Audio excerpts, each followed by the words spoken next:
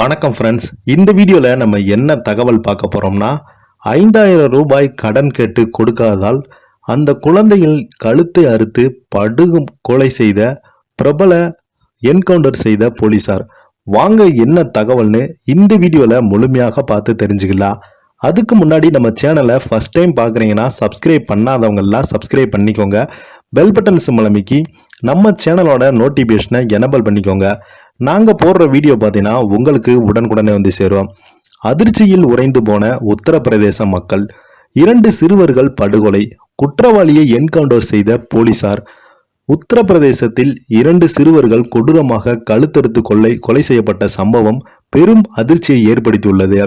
குற்றவாளி சஜித் கான் என்பவரை போலீசார் என்கவுண்டர் சுட்டு கொலை செய்யப்பட்டிருக்காங்க.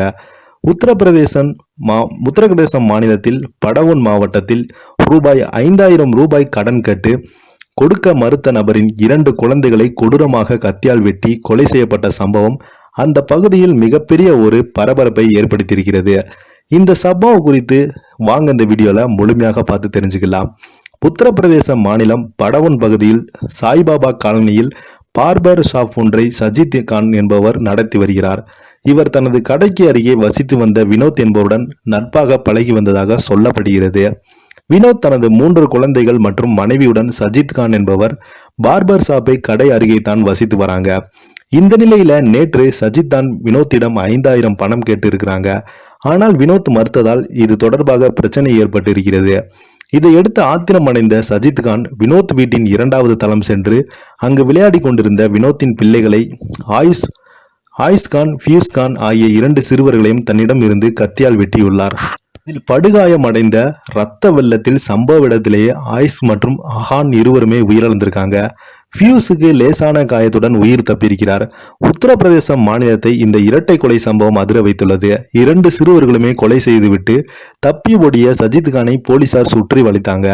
ஆனால் போலீசாரை தாக்கிவிட்டு தப்பி ஓட முயன்றதால் போலீசார் துப்பாக்கி சூடு நடத்திருக்காங்க. இதில் சஜித் கான் உயிரிழந்திருக்காங்க. என்கவுண்டரில் கொல்லப்பட்ட சஜித் கானும் படுகொலை செய்யப்பட்ட சிறுவர்களும் தந்தைமான வினோத்திற்கு ஏற்கனவே முன்பகை இருந்திருக்கலாம் என்று போலீசார் தெரிவித்திருக்காங்க.